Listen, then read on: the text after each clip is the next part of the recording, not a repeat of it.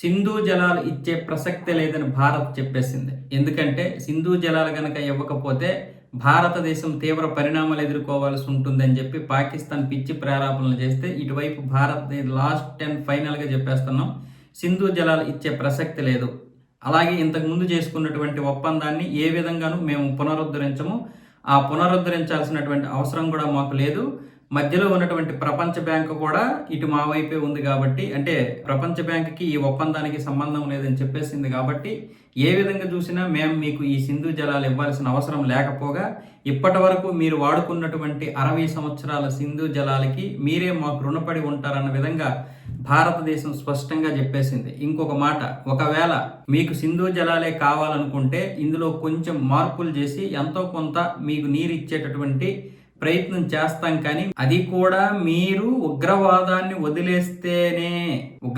వదిలేస్తున్నామని చెప్పి అంతర్జాతీయ ముందు మీరు మాట ఇవ్వాలి. వ్రాతపూర్వకంగా మీరు ఈ విధంగా మీరు అగ్రిమెంట్ ఇస్తే మేము ఎంతో కొంత జలాలు ఇవ్వడానికి ఒప్పుకుంటామన్న విధంగా భారత ప్రభుత్వం స్పష్టంగా ఇప్పుడు చెప్పేసింది. దీనికి సంబంధించినటువంటి బులెటిన్లు కూడా విడుదలయ్యాయి. ఎందుకంటే పాకిస్తాన్ అంతర్జాతీయ సమాజం ముందు అందరి ముందుకి పరిగెట్టింది. ఎక్కడా కూడా ఎవరూ కూడా స్పందించలేదు. చివరికి ఇప్పుడు పాకిస్తాను ఇలా కోస్తుందన్నమాట.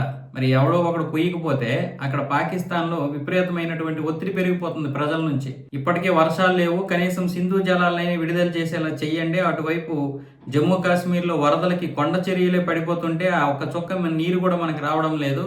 ఈ నీరు వస్తే కనీసం మేము పంటలైనా పండించుకుంటాము అని చెప్పండి అని చెప్పి భారతదేశాన్ని రిక్వెస్ట్ చేస్తారో, కాలు పట్టుకుంటారో, కడిగేస్తారో మాకు సంబంధం లేదు, మీరైతే నీరు తీసుకురావాలని సింధు పంజాబ్ ప్రావిన్స్ ప్రజలందరూ కూడా డిమాండ్ చేస్తుంటే, ఇప్పుడు ఏమీ చేయలేనటువంటి పాకిస్తాన్ ప్రభుత్వం అంతర్జాతీయ సమాజం ముందు భంగపడ్డది కాబట్టి ఇప్పుడు ఈ విధంగా ప్రేలాపనలు చేస్తుంది. అలా అయితే కనీసం ప్రజలైనా చల్లారుతారని చెప్పి. కానీ ప్రజలు భారతదేశం ఏ సమాధానం చెప్తుందా అని కూడా ఎదురు చూస్తున్నారు. ఆల్రెడీ ఇప్పుడు చెప్పేసింది కాబట్టి ఖచ్చితంగా మళ్ళీ వాళ్ళ మీద ఒత్తిడి ఉంటుంది. అసలు భారతదేశం వాటర్ ఇచ్చే ప్రసక్తే లేదు, వాటర్ ఇవ్వకూడదని నిర్ణయించుకుంది. ఎందుకంటే మనం ఉగ్రవాదం ఆపము, అది వాటర్ ఇవ్వదు. అర్థమైపోయింది స్పష్టంగా. ఇక మీరేం చేస్తారులేండి, మీకు ఎలాగో చేత కాదు. ఇప్పుడు ఉగ్రవాదాన్ని విడిచిపెట్టడం అనేది పాకిస్తాన్ ప్రభుత్వం చేతిలో లేదు, పాకిస్తాన్ సైన్యం చేతిలో ఉంది. సైన్యం అనేది ప్రభుత్వం చేతిలో లేదు. సైన్యం అనేది సపరేట్గా మొత్తం ఒక వ్యవస్థనే నడిపిస్తుంది.